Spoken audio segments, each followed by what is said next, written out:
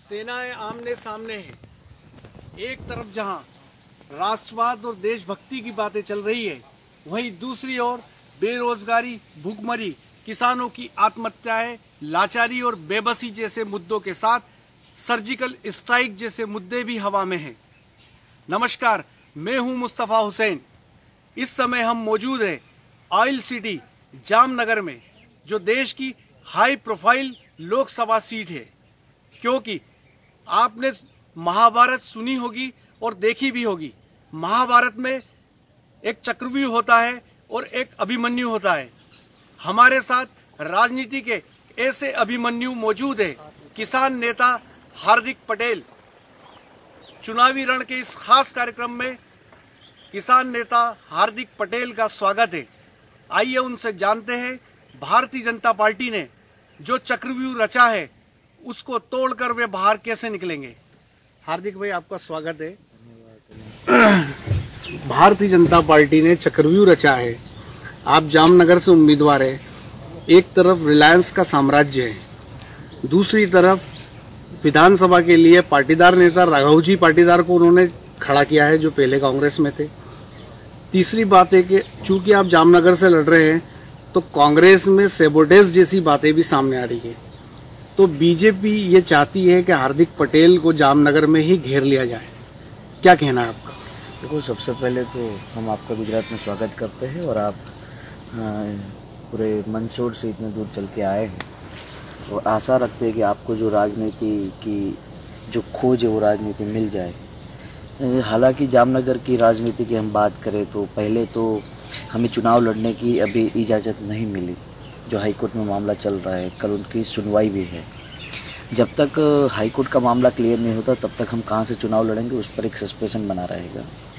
ये जो जगह है ये पूरे एशिया की सबसे बड़ी यहाँ पर रिफाइनरी है रिलायंस की। यानी कि यहाँ पर हर कुछ होता है, जो सब कुछ होता है वो रिलायंस के बिना कहे कुछ नहीं होता। चाहे वो मीडिया हो, चाहे वो पुलिस हो, चाहे वो प्रशासन हो, चाहे उम्मीदवार कौन होगा बीजेपी से, चाहे विधानसभा का उम्मीदवार कौन होगा, किस उम्मीदवार को कितना पैसा देना है, जीतने के बाद उसका कितना हफ्ता है, वो सारी चीज़ें यहाँ पर रिलायंस तय करता है।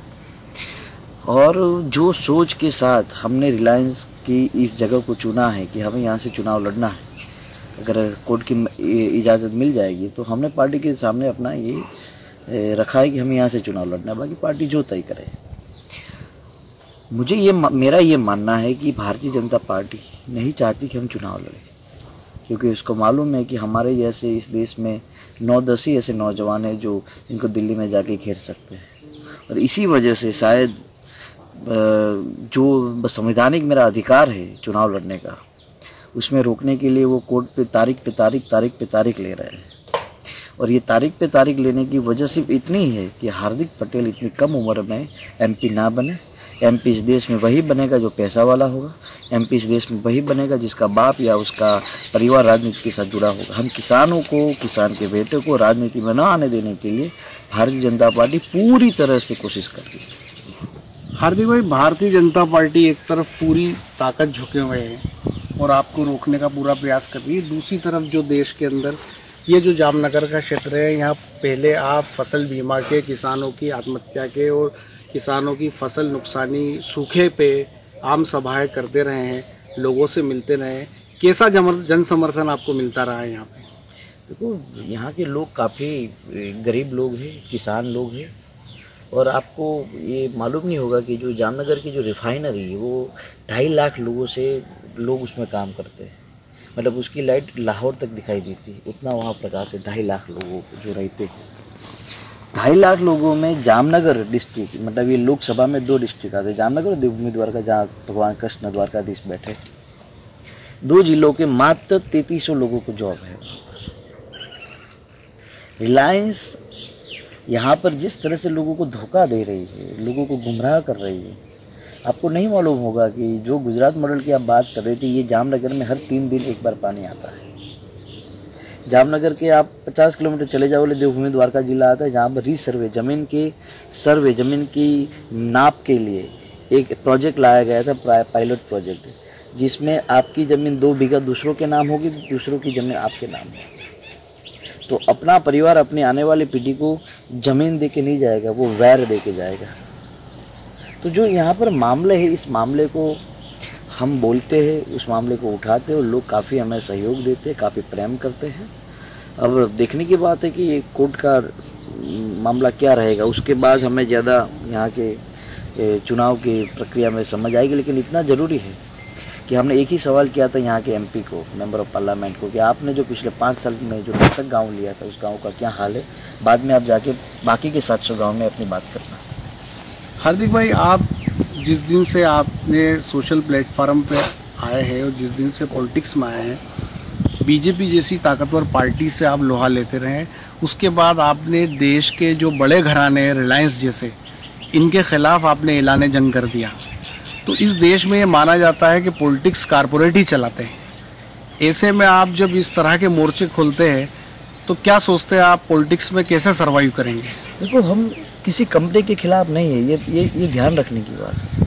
हम किसके खिलाफ है? हम उसके द्वारा हो रहे पॉपुलेशन के खिलाफ है। हम इस कंपनी यहाँ पर स्थापित है, इस कंपनी में इतने ज़्यादा लोग काम कर रहे हैं, हम उसके खिलाफ नहीं है। लेकिन जहाँ पर कंपनी आपने स्थापित की, उसके आसपास के लोगों को तो रोज़गार दीजिए। हम कंपनी में मिल रहे 24 घंटे पानी मिल रहा है, इसके खिलाफ नहीं है। लेकिन उसके नज़दीक जो गांव है, वहाँ पर किसानों को पानी नहीं मिल रहा, हम उसके खिलाफ है। हमारी जो मांगे है, हमारी जो बात है, हमारा जो विरोध है, वो व्यवस्था के खिलाफ है, किसी व्यक्ति या किसी कंपनी या किसी सरकार के खिलाफ नहीं। और हमारी वही बात है यार, कोई भी हो, ये बीजेपी क्या दो सिंह है, उनको पूछ है क्या? भगवान तो है नहीं वो। और ये रिलायंस तो वो लोगों के द्वारा बनी हुई कंपनी थी, लोग वहाँ काम करते इसलिए कंपनी बड़ी हो रही है। तो वो भी कोई भगवान तो है नहीं। भगवान राम ने या किसी अल्लाह ने श्राप नहीं दिया कि लोग गरीब रहेंगे और लोग दुखी रहेंगे। सरकार की गलत नीतियों की वजह से लोग गरीब और दुखी हो रहे हैं। तो सरकार के सामने लड़ाई लड़ोगे, सरकार के सामने लोहा लोगे, तभी सरकार को समझ आएगा। चाहे वो इंदिरा की सरकार में हुआ हो, चाहे वो नरेंद्र मोदी की सरकार में हो। जब तक जनता नहीं जागती, जनता जब तक सिंहासन की ओर नहीं चलती, सिंहासन खाली नहीं होता। हार्दिक भाई, आपने बड़ी बात बोली कि ये कोई भगवान नहीं है, खुदा नहीं है। हम लोग किसान को अन्नदाता मानते हैं, लेकिन इस समय जो देश के हालात दिख रहे हैं, किसानों की जो आत्महत्या हो रही है, जो जिंसों के भाव सही नहीं मिल रहे। आपने तो किसान आंदोलन की धरती के ऊपर किसानों की आवाज़ उठाई थी जब 6 किसान मालवा में मरे थे। तो क्या लगता है आपको कि कोई सुध लेने वाला नहीं, इतने बड़े पैमाने पे सब हो रहा है और सर्जिकल स्ट्राइक जैसे मुद्दे इस समय हवा में? गलती हम किसी नेता की नहीं मानते, गलती हम किसी सरकार की नहीं मानते। गलती हम लोगों की, आम जनता की गलती है कि हमने ऐसे लोगों को चुनकर भेजा है। पहले तो हम किसानों को समझना पड़ेगा, जागरूक होना पड़ेगा कि हमारे साथ अन्याय क्या हो रहा है। जब तक जागरण नहीं होगा, जब तक चेतना नहीं आएगी लोगों में, तब तक सरकारें अपनी बेईमानी करती रहेगी। आज हमारे पास मुद्दे क्या है और सामने मुद्दे क्या है? आज किसान का मुद्दा है, युवाओं का मुद्दा है, रोजगारी का मुद्दा, शिक्षा का है, स्वास्थ्य का मुद्दा है, भूखमरी का मुद्दा है, भ्रष्टाचार का मुद्दा है, महंगाई का मुद्दा है, और सामने की ओर से राष्ट्रवाद का मुद्दा है। वो लोग हमें राष्ट्रवाद सिखा रहे हैं जिस राष्ट्रवाद के जरिए हमने इस देश को 200 साल की गुलामी से आज़ाद करवाया है। हमसे बड़े राष्ट्रभक्त कौन हो सकते हैं? और वो अपने आप को राष्ट्रभक्त कहते हैं, तो गांधी जी को क्यों मारा था? तो कहने की ये जो सारी बातें, आजकल मुद्दों की राजनीति होनी चाहिए। राहुल गांधी भी वही कहते हैं ना, बिना मुद्दे की राजनीति नहीं हो सकती। हम सच को अपना हथियार मानते हैं और हम भी जानते हैं कि सत्ता कैसे चलाई जाती है। सुई से लेकर एरोप्लेन तक हम इस देश में लाए। जब हिंदुस्तान आज़ाद हुआ 5 गाँव में भी बिजली नहीं थी, आज गाँव तक हमने बिजली पहुँचाई है। एम्स, IIT, IIM जैसे हमने संस्थाएं स्थापित की है। जब नरेंद्र मोदी का जन्म भी नहीं हुआ था, तब हमने भाभा परीक्षण कर लिया था। तो कहने की ये जो सारी बातें हैं, ये देश काफ़ी समझदार है, इस देश काफ़ी मजबूत है, विश्वसनीयता प्राप्त कर चुका है। हमारी लड़ाई किसी पाकिस्तान से नहीं है, हमारी लड़ाई अमेरिका और चीन जैसे बाहुबली देशों के सामने खड़ा रहने की लड़ाई है।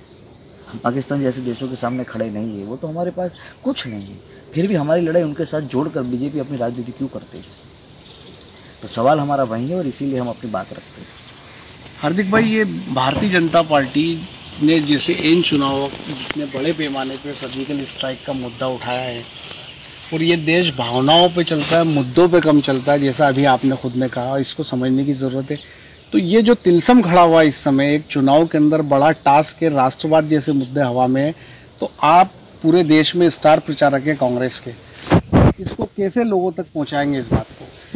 हमारी प्रमुख बात यही रहेगी कि हमने पिछले 60 साल में क्या किया है। आज मुझे ऐसा एक नौजवान बताइए कि जिसका जन्म बीजेपी द्वारा बनाई हुई अस्पताल में हुआ हो, एक भी नौजवान बताइए। मुझे ऐसा एक नौजवान बताइए जो आज भी कॉलेज जो बीजेपी के नेताओं द्वारा या उनकी सरकार द्वारा बनाई हो, सरकारी कॉलेज स्कूल, उसमें पढ़ता हो। हम ये बताएंगे कि हमने 60 साल में ये किया है और जिसका लाभ आप लोग ले रहे हैं। जो आज भी जो बच्चा बड़ा होकर कहता है मोदी मोदी, वो भूल जाता है कि हमने पोलियो पीकर आज मोदी मोदी बोल रहे हैं। तो कहने की बात है कि हमने किया है 60 साल में, हमारी पार्टी ने किया है, हमारी सरकारों ने किया है। हार्दिक भाई, जिस समय इस देश में मोदी और अमित शाह पूरे चरम पे थे, तब आपके और आपके लोगों ने ये नारा लगाना शुरू किया कि देखो देखो कौन आया, मोदी तेरा बाप आया। तो आपने सरेआम जो जुर्रत की, जब भक्तों के बारे में कहा जाता है कि वो किसी को छोड़ते नहीं है, तो आप में ये कॉन्फिडेंस कैसे पैदा हुआ? देखो, जिसके पीछे आवाम होती है उसको डर किसी का नहीं होता, पहली बात। दूसरी बात कि वो छोड़ते नहीं है, मतलब क्या छोड़ते नहीं, वो बड़े दाऊदी गैंग के लोग हैं क्या कि छोड़ते नहीं है किसी को? देखो, हम 2 प्रकार के लोगों को मानते हैं, जो कानून और संविधान को मानते हैं हम उसको भी मानते हैं, और जो गुंडागर्दी को मानते हैं उसको भी हम मानते हैं। अगर आप संविधान और कानून की तरीके से हमसे लड़ना चाहते हैं तो हम उसमें भी तैयार हैं, और आपके पास गुंडागर्दी तो उसमें भी हम तैयार हैं। वो चाहे बीजेपी हो, चाहे और कोई भी पार्टी क्यों ना हो, चाहे वो अमित शाह हो, नरेंद्र मोदी, चाहे और कोई भी हो। देखो, हमारे वहाँ एक कहावत है कि मौत होती है उसी दिन होती है जिस दिन कुदरत ने लिखी होती है, अगले दिन भी नहीं होती और उसके आगे वाले दिन पर भी नहीं होती। जो टाइम है उसी टाइम पे होता है। तो कुदरत ने जो हमारी मौत लिखी होगी उस दिन होने वाली है, इसमें मोदी और अमित शाह तो तय नहीं करेंगे। अब जिंदगी देता ऊपर वाला और मौत ये लोग हमें देंगे। जिंदगी ऊपर वाला देता है तो मौत भी वही देगा। ये लोगों की कोई औकात भी नहीं और ये लोग कुछ कर भी नहीं सकते। हार्दिक भाई, अहमदाबाद में जो कांग्रेस का राष्ट्रीय सम्मेलन हुआ, उसको लेके एक बात आई कि हार्दिक पटेल और प्रियंका गांधी के बीच में कोई ख़ास बातचीत हुई आधे घंटे की। तो ऐसी क्या ख़ास बातचीत हुई, कुछ बताएंगे आप? देखो, कोई ख़ास बात नहीं है। पार्टी की गाइडलाइन के हिसाब से जो नेता होते हैं उनके साथ बैठते हैं, समझने का प्रयास करते हैं, हमारे यहाँ की लोकल स्थितियों को हम उनको समझाते हैं, देश के हालात क्या है उस पर हम चर्चाएँ करते हैं, और कुछ बात नहीं होती। राहुल जी से भी बैठे मिले, प्रियंका जी से भी मिले, ये तो सब चलता रहता है। हार्दिक भाई, आने वाले लोकसभा चुनाव को लेके क्या स्ट्रेटेजी आपकी, क्या लगता है देश में कितनी सीटें कांग्रेस की संभावना देखते हैं आप? देखो, ये हकीकत है कि भारतीय जनता पार्टी 150 साल पर निपटने वाली है, कांग्रेस पार्टी 200 तक पहुंचने वाली है, कांग्रेस पार्टी की सरकार बन रही है, ईमानदारी की सरकार हो रही है, किसानों और नौजवानों की सरकार बन रही है। जो सरकार मुद्दों पर राजनीति करेगी, लोगों के न्याय के लिए राजनीति करेगी, किसी को नुकसान करना और किसी को तोड़ने की राजनीति कांग्रेस पार्टी नहीं करेगी। कई सालों से किसानों के लिए आप काम कर रहे हैं हार्दिक भाई, अगर सरकार में सेंट्रल में कांग्रेस बैठती है तो किसानों के लिए क्या प्लान है आपके पास? देखो, मैंने पहले भी 2-3 चीज़ों को खुल के बोला है कि जब तक आपके पास किसी समस्या का समाधान ना हो तब तक राजनीति में नहीं आना चाहिए। और सरकार का काम सिर्फ विरोध की राजनीति नहीं होना चाहिए, विपक्ष का काम भी विरोध की राजनीति नहीं होना चाहिए। समाधान कैसे हो, किसानों के भी समाधान होने चाहिए। स्वामीनाथन रिपोर्ट आप लागू करो, रिपोर्ट के आधार पर हर मूल्य चीज़ किसानों को दी जाए, किसानों के साथ धोखा ना हो, किसानों को हर एक सिंचाई के पानी के लिए, बिजली के लिए, या फिर खाद के लिए, या फिर जो भी उसकी बीज वगैरह आती है उस पर ध्यान से काम करना चाहिए। बिचौलिया कंपनी को ख़त्म कर देना चाहिए। सरकार डायरेक्ट अपना काम किसानों के साथ करे। ये कई चीज़ है जो कि अगर किसानों की हम ख़त्म कर सकते हैं, बात ख़त्म कर सकते हैं। दूसरी बड़ी बात है कि आज पूरे देश पे बड़ी कोई चीज़ हो तो किसानों के साथ पानी की तकलीफ़ हो रही है, दिक्कत हो रही है, किसानों को वक्त पे पानी नहीं मिल रहा। तो क्या हम ऐसी कोई व्यवस्था नहीं कर सकते कि बारिश के पानी की संग्रह हो ताकि वो किसानों को जब ज़रूरत पड़े तब हम उसको दे पाए? क्या हम ऐसी कोई व्यवस्था क्यों नहीं कर सकते कि किसान जो फसल उगाता है और जब वक्त नहीं है उसको बेचने का तो उसके लिए गवर्नमेंट अपने कोल्ड स्टोरेज बनाए ताकि वो हर चीज़ वहाँ पर पड़ी रहे। जब तक देखो, हमारे वहाँ एक कहावत भी थी, जब हम भी जानते कि जब बचपन में जब किसी बच्ची का जन्म किसी घर में होता है तो उसको दूध में डुबा के मार दिया जाता था।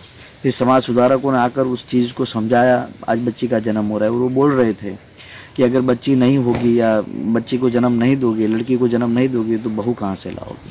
तो हम वही कहते हैं कि अगर किसान की हितों के लिए या किसानों की सुरक्षा के लिए अगर हमारे पास कोई रणनीति हम नहीं बनाएंगे तो फिर रोटी कहाँ से लाएंगे? हार्दिक भाई, देश के नौजवानों के लिए क्या संदेश है? देखो हम कोई इतने महान इंसान नहीं है कि हम कोई संदेश दें, लेकिन ये हकीकत है कि जिसको संदेश सुनना ही हो वो सबसे बड़ा नपुंसक है। अगर वो दूसरों के पास से कोई अपेक्षा रखता है तो क्या वो हिम्मत वाला नहीं है कि वो कुछ कर सके। जब तक इस देश में नौजवान सवाल नहीं करेगा ना, तब तक इस देश कभी आगे नहीं बढ़ सकता। जब तक इस देश का नौजवान यहाँ पर पढ़ लिख कर यहीं जॉब नहीं करेगा और देश को आगे नहीं बढ़ाएगा और विदेश चला जाएगा, वो देश कभी आगे नहीं बढ़ सकता। मेरी एक ही विनती है हिंदुस्तान के नौजवानों को कि इसी देश में पढ़े लिखे, इसी देश में रोजगार करें, इसी देश में आगे बढ़े, उस देश को आगे बढ़ाए। धन्यवाद हार्दिक भाई, शुक्रिया। ये थे किसान नेता हार्दिक पटेल, जिनका साफ तौर पर कहना था कि जब तक नौजवान सवाल नहीं पूछेगा, जब तक नौजवान इस देश में पढ़ लिख कर इस देश में अपना काम नहीं तलाशेगा, तब तक ये देश आगे नहीं बढ़ सकता।